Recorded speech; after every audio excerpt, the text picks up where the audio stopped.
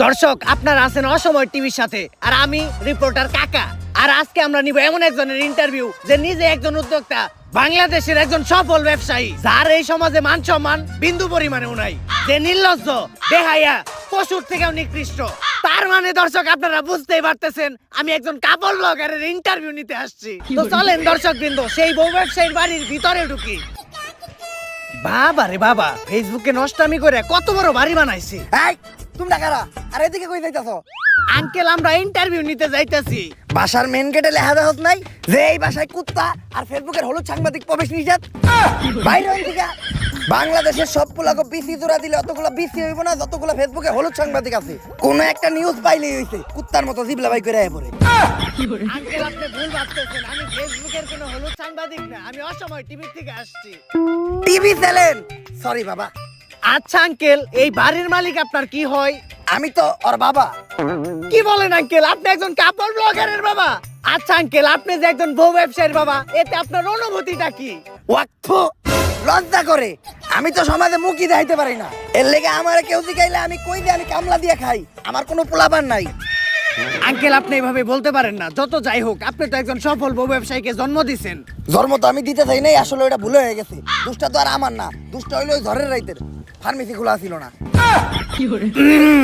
যাই হোক আঙ্কেল, উনার জন্মের পর থেকে একজন সফল বউ ব্যবসায়ী হয়ে ওঠার গল্পটা যদি একটু বলতেন। এই গল্পটা অনেক অভিশপ্ত, আজকে থেকে বহু বছর আগের কাহিনী। আল্লাহ, আজকে যেন আমার একটা পোলা হয়। আমার স্বপ্ন, আমার একটা পোলা হইলে আমি ওরে মুকেশ আম্বানির মতো বড় ব্যবসায়ী বানামু। আমিন। কংগ্রাচুলেশন, আপনার ছেলে সন্তান হইছে। আলহামদুলিল্লাহ, আমার দোয়া কবুল হইছে। কিন্তু একটা সমস্যা আছে। ওর রিপোর্ট দেখে যেটা বুঝতে পারলাম, ওর মাথায় তো ব্রেন নাই, ব্রেনের জায়গায় গু আছে। আর ওর মাথার জায়গায় পাছা, আর পাছার জায়গায় মাথা। আর এটা থেকে বোঝা যায় ওর কোনো লজ্জা শরম থাকবো না। বড় হওয়ার পর ও একটা নির্লজ্জ বিহায় হইব। ডাক্তার সাহেব, এখন এই সমস্যার সমাধান? I am extremely sorry, medical সায়েন্সে এখন পর্যন্ত এই রোগের কোনো চিকিৎসা বের করতে পারে নাই। ভবিষ্যৎ বাবা, অনেক বিপদে পড়ে আজকে আমি আপনার কাছে আইছি। আমার একটা পোলা হইছে, ডাক্তার কইছে ওর মাথায় মগজ নাই, ওর মাথায় ঘু। আর ওর নাকি মাথার জায়গায় পাছা হইছে আর পাছার জায়গায় মাথা। এর লেগে ওর নাকি কোনো লজ্জা শরম থাকবো না। আমার স্বপ্ন হইলো আমি আমার পোলারে বড় একটা ব্যবসায়ী বানাবো। কিন্তু এগুলা দেখার পর তো মনে হইতাছে ও বড় একটা টিকটকার হইব। বাবা, আপনি কিছু একটা করেন। তুই কান দিস না বচ্চ, এখনই আমি তোর পোলার ভবিষ্যৎ দেখতাছি। আই এম ব্যাক, দিমো এবার কাপড় ব্লগার করে ঠেক।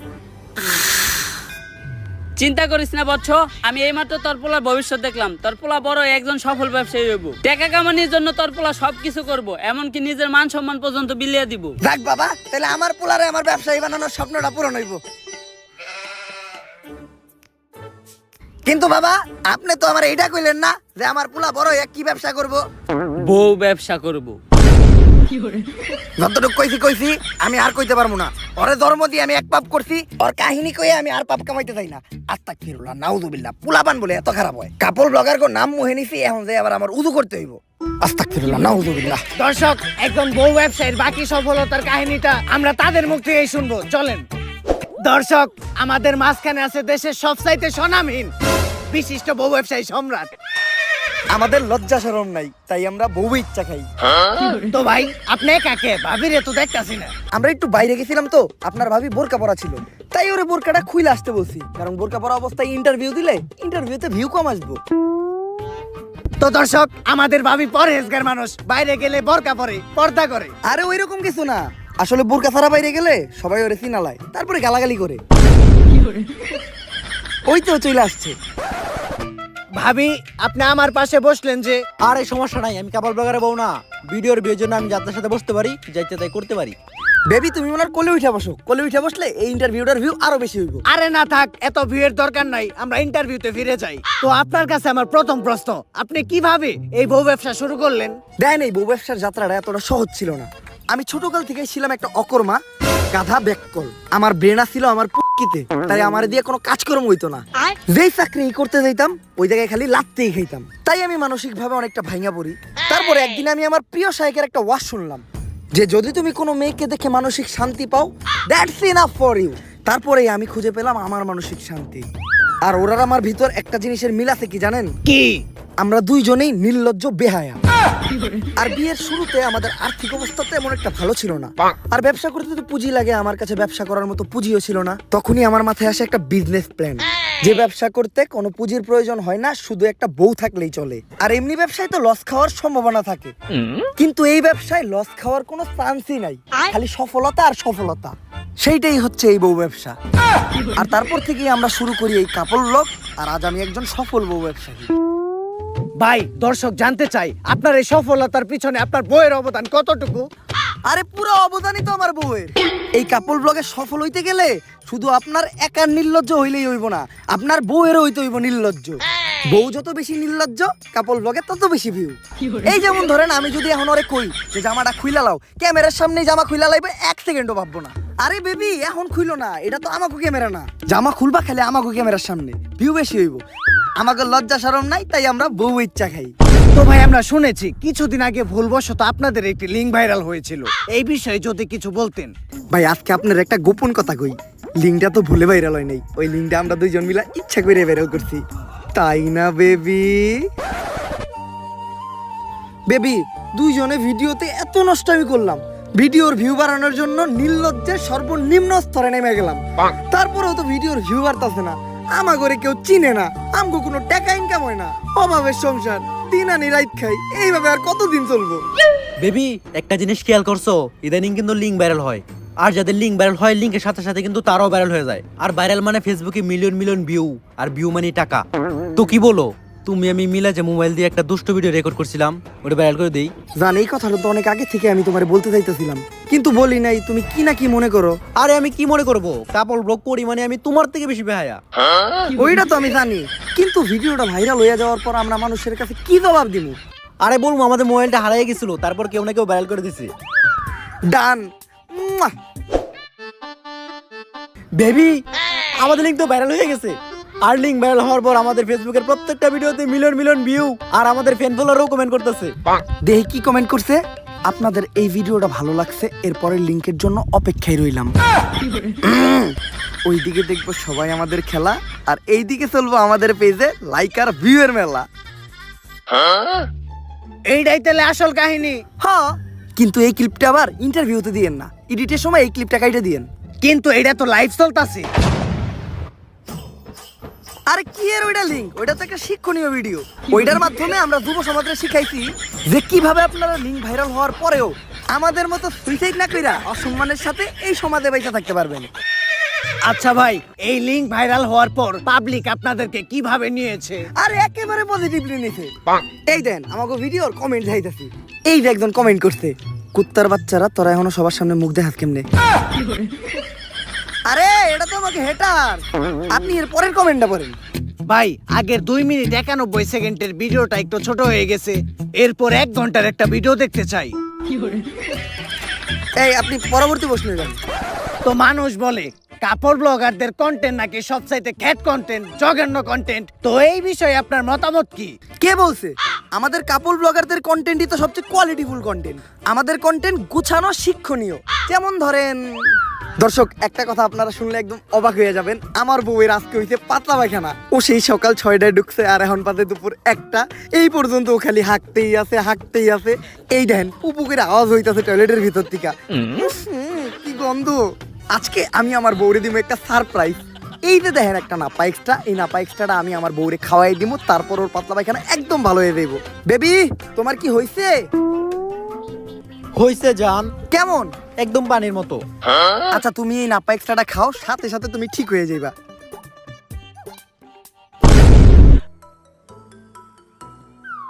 কাম হয়ে গেছে, সারপ্রাইজ। আপনারা ভাবতেছেন যে অজ্ঞান হয়ে পইরা গেল কে, আসলে ও অজ্ঞান হয়ে পইরা দেয় নাই।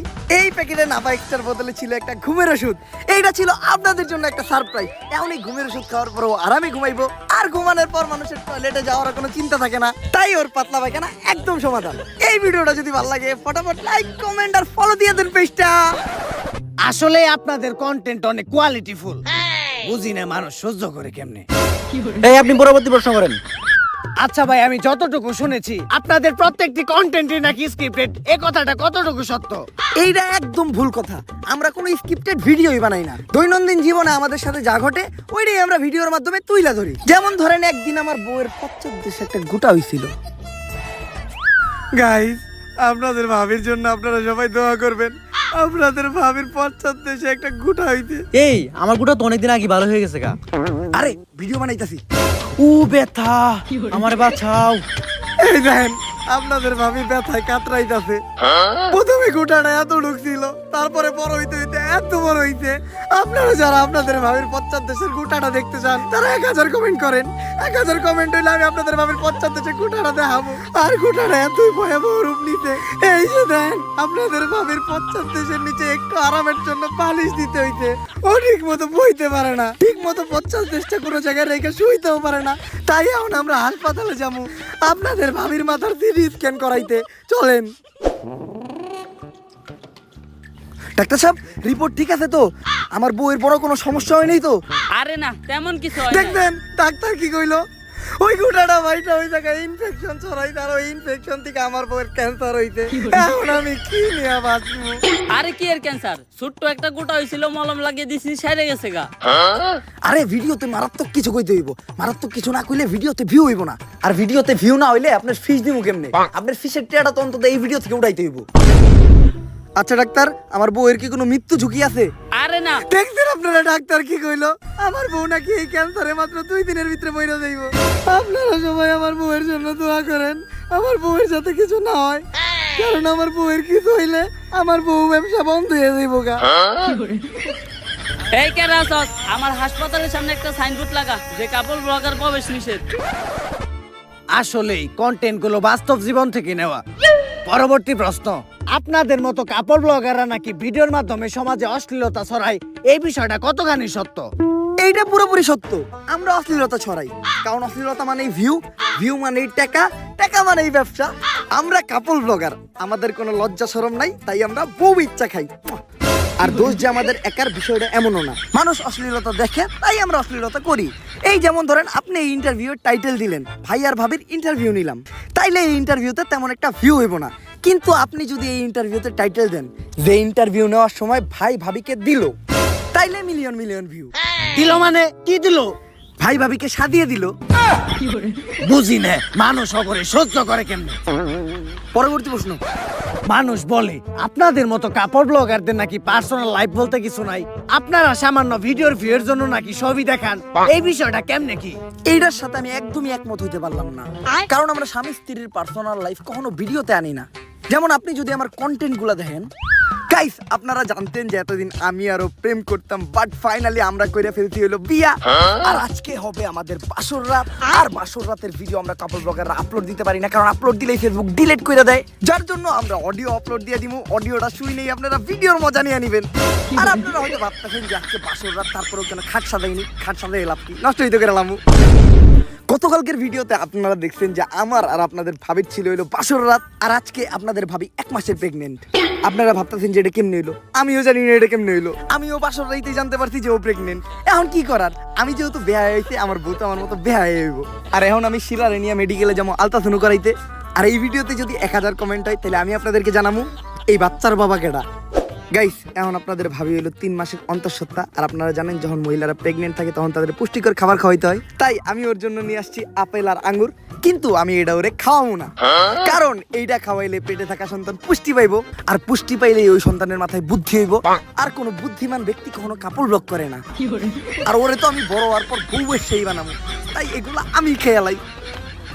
আর এখন আপনাদের ভাবির চলতেছে হইলো 8 মাস। আর এই টাইমে মহিলাদের বিশেষ খেয়াল রাখা দরকার।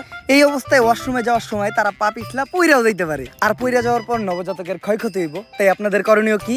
এই টাইম থেকে আপনার ওয়াইফরে আপনারা ওয়াশরুমে বন্দি রাখবেন। আর ওয়াশরুমে বন্দি রাখলে ওয়াশরুমে যাওয়ার চিন্তাও নাই, পইরা যাওয়ার চিন্তাও নাই। কিন্তু খাইবো আর ঘুমাইবো কই, এটা তো ভাইবা দেখি নাই। আরে কাপড় ব্লগার আমি, বুদ্ধিতে মাথায় একটু কমই থাকবো, এইটাতে মজা নেওয়ার কিছু নাই। আপনাদের জন্য একটা ইন্টারেস্টিং দুঃখের খবর আছে। আপনাদের ভাবি সিঁড়ি থেকে পড়ে যাওয়ার পর বাচ্চাটা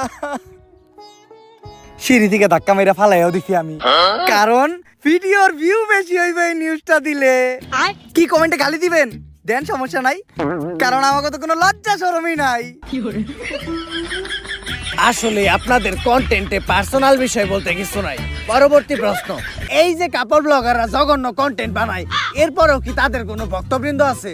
অবশ্যই আছে, আমাকে কাপড় ব্লগার কই তো সব অন্ধভক্ত। অন্ধ না হইলে তো আর কাপড় ব্লগার কো ভক্ত আর কথা না। এই দেখেন, কথা কইতে না কইতেই আমার এক অন্ধভক্ত ফোন দিয়া লাইছে। কলটা রিসিভ করে স্পিকারে দেন ভাই, লাইভে আমরাও তারে কয়েকটা প্রশ্ন করি। ভাই আপনি এখন কোথা থেকে বলতেছেন? আমি তো টয়লেট থেকে বলতাছি। এইটা কি এর আওয়াজ হইতাছে ভাই? ভাই কথা কইেন না, কাপল ব্লগার কো কন্টেন্ট করতেছে। ওইরা গেছে। আচ্ছা ভাই, আপনি কি প্রতিদিনই কাপড় ব্লগ দেখেন? প্রতিদিনই দেখি, চা সকাল রাত্রে 2 বেলা। খালি সকাল আর রাত্রে কে? কারণ সকাল আর রাত্রে আমি টয়লেটে যাই, আর টয়লেটে যাই আমি কাপল ব্লগ দেখি। কারণ কাপল ব্লগ না দেখলে আমার আগা ক্লিয়ার হয় না। এই যে এখনো আমি টয়লেটে কাপল ব্লগ দেখতেছিলাম, আমার হাঁটতেছিলাম। আচ্ছা ভাই, আপনি কি কাপড় ব্লগ দেখে শুধু কি আগায় ক্লিয়ার করেন নাকি অন্য কিছু করেন? এইটা ভাই ভালো প্রশ্ন করছেন। এখন তো বিয়ে হয়ে গেছে, এখন শুধু আগাটাই ক্লিয়ার করি। যখন সিঙ্গেল ছিলাম তখন কাপল ব্লগ দেখে বাম হাতের কাজটা চালাইতাম। যে ভিডিও বানায় তারা দেখলেই খারায় যায়, মানে গায়ের পশম। দেন একটু ভাবির কাছে দেন। এই নাও। হ্যালো ভাবি বিগ ফ্যান। কিন্তু ভাবি ইদানিং কি ভিডিও বানাইতেছেন দেখে তো আগের মতো ফিল পাই না। আরে আমরা তো চাই সব দেখে রাইতে, কিন্তু ফেসবুক তো ভিডিও রিমুভ করে দেয়। আরে চিন্তার কোনো কারণ নাই, সামনে আমরা কাপড় ব্লগাররা ডাইরেক্ট ওয়েবসাইটে খুলবো, আর ঢুকতে ভিপিএনও লাগবো না। অপেক্ষা রইলাম, তাইলে এখন রাখি, কারণ কাপল ব্লগ দেখে আমার বাকি আগাটা ক্লিয়ার করা লাগবো। আপনি পরবর্তী প্রশ্নে যান। আচ্ছা, আপনারা যে কাপড় ব্লগের নামে নষ্টামি করেন, আপনাদের ফ্যামিলি কেমন সাপোর্ট দেয়? সাপোর্ট দেয় মানে আমাকে কাপল ব্লগের ক্যামেরাই তো ধরে আমার মা। আমার ক্যামেরা অন করছেন, ফ্রেম ঠিকঠাক ভাবে আইতাছে তো? বাবা তুই একটু সোজা খারা, তাহলে ক্যামেরা একটু সুন্দর লাগবো। আর বৌমা তুমি তোমার মানজাটা বেঁকা করে দাঁড়াও, তাহলে পুলারা ভিডিওটা দেখে মজা পাইবো। আর তুমি ভিডিও তো উন্না পড়ছো কে? তোমার না কতবার কইছি ভিডিও করার সময় উন্না পারবে না, উন্না ফেলাও। ভিউ একটু বেশি হইব, যত ভিউ তত টাকা। নাও মা, এখন ভিডিও শুরু করো। আচ্ছা, এই বিষয়ে ভাবির মা কিছু বলে না? ওর মা কি কইব, আমাকে সব ভিডিওর স্ক্রিপ্ট দিতে লাগে ওর মা। আমরা কাপল ব্লগার, তাই আমাদের সম্মান দিয়া লজ্জা দিবেন না, কারণ আমরা সম্মানের যোগ্যই না।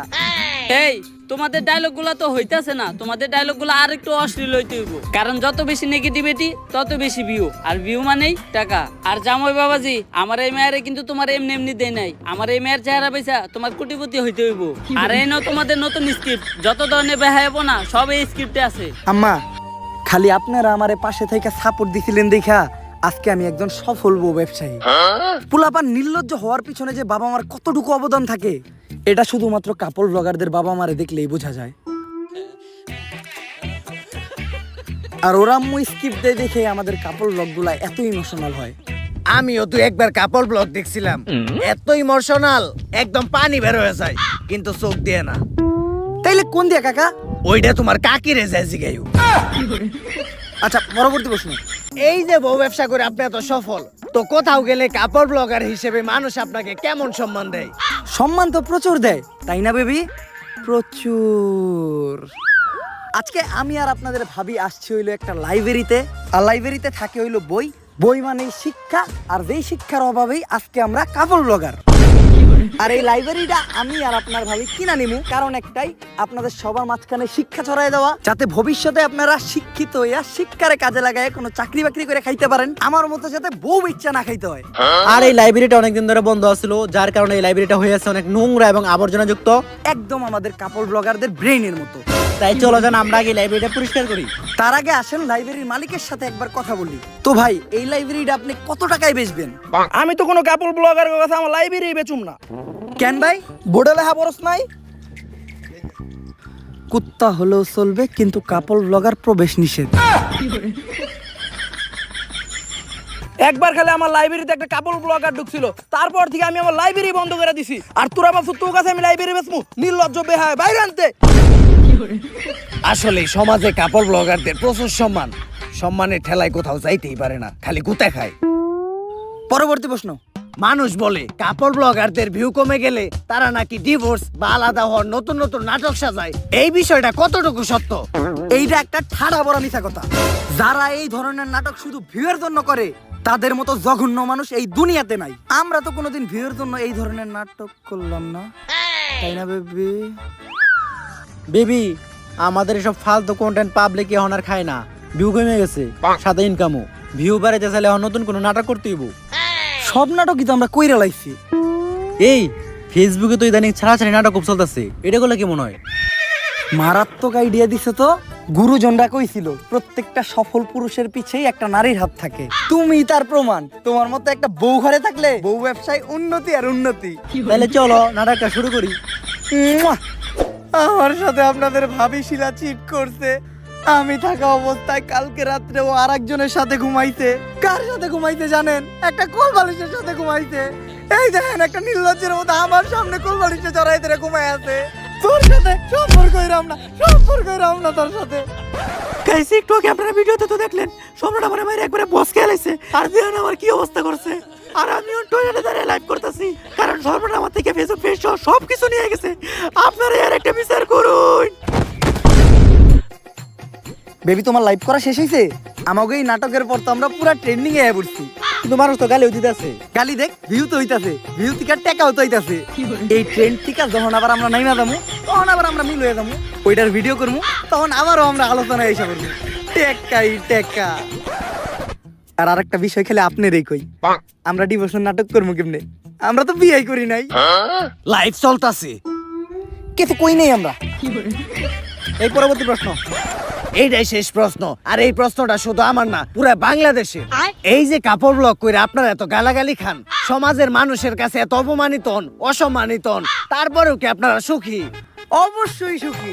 আমার তো মনে হয় এই দুনিয়াতে আমাদের মতো সুখী অন্য কেউ নাই। দর্শক, এদের দেখলেই বোঝা যায় এই দুনিয়াতে তারাই সবচাইতে বেশি সুখী, যাদের কোনো লজ্জা শরম নাই, নির্লজ্জ। আজকের ইন্টারভিউটা এই পর্যন্তই। সবাই দোয়া করবেন ভাই আর ভাবির জন্য, যাতে তাদের বউ ব্যবসায় আরো উন্নতি ঘটে। দেখা হবে পরবর্তী কোন ইন্টারভিউতে। অসময় টিভি থেকে আমি রিপোর্টার কাকা। ভাই, লাস্ট একটা কথা, আমরা কাপল ব্লগার, আমাকে লজ্জা শরম নাই, তাই আমরা বউ ইচ্ছা খাই। ক্যামেরা ট্যামেরা ঠিক মতো গুছাইছ তো? হ কাকা। লেরের ইন্টারভিউ নিলাম, কাপড় ব্লগার গো ফালতু পেঁচাল হই না, কান ভেড়ে রক্ত বের হইতাছে। এখন যে কানের ডাক্তার দেখাইতে হইব। কাকা, একটা সুসংবাদও আছে, আপনার প্রমোশন হইছে। যাই, এখন অন্তত কানের চিকিৎসার খরচটা উঠবো। আর কাকা, আমাকে অসময় টিভি আপনার ইন্টারভিউ খুবই খুশি, তাই তারা নেক্সট ইন্টারভিউর জন্য আপনারে বাংলাদেশের একজন বিখ্যাত টয়লেট ব্লগারের কাছে পাঠাইবো। লেরের রিপোর্টারের চাকরি করুম না। কেন কাকা? ওইটা তোর কাকিরে যাইছি গ্যাস।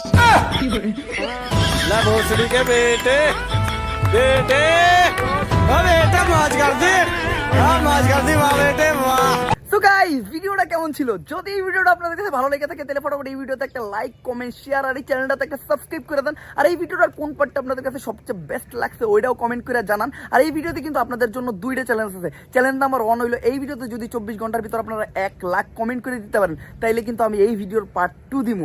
আর যদি এই ভিডিওতে 24 ঘন্টার ভিতর 2 লাখ কমেন্ট করে দিতে পারেন তাইলে আমি একটা ইন্টারভিউ নিমু একটা টয়লেট ব্লগারের। এখন চয়েস আপনাদের কাছে, আপনারা কোন ভিডিওটা চান। আমি জানি 2 লাখ কমেন্ট অনেক বেশি কমেন্ট, এটা একদম অসম্ভব। তারপর আপনারা যদি ইন্টারভিউ অফার টয়লেট ব্লগার চান তাইলে 2 লাখ কমেন্ট করেন। যদি 2 লাখ কমেন্ট হয়ে যায় তাহলে আবারও ধামাকা হবে।